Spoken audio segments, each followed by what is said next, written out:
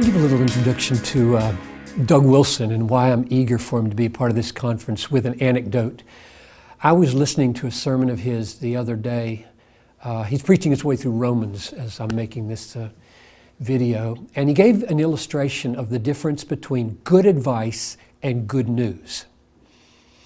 And he said good advice is a teacher saying to her class, you study hard, you memorize your paradigms, you do your homework and get it in every night, and then I think you'll do fine on the final exam and the passing of this course. All that really good advice.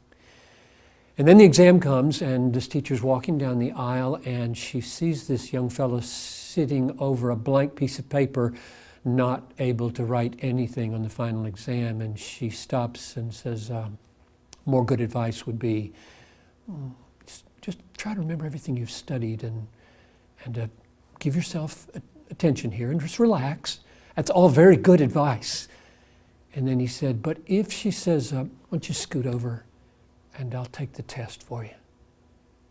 That's good news. Now when I heard that, I thought, okay, there are three things about that characterize Doug Wilson. Number one, it's true. And Doug gets the gospel right, especially substitutionary atonement and justification by faith alone.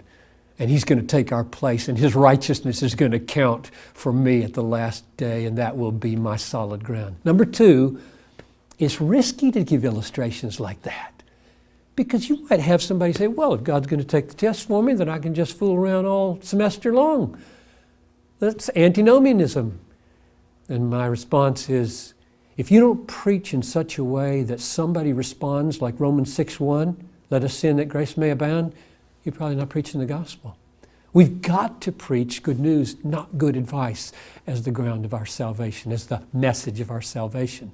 So it's risky, and Doug Wilson is a risk taker.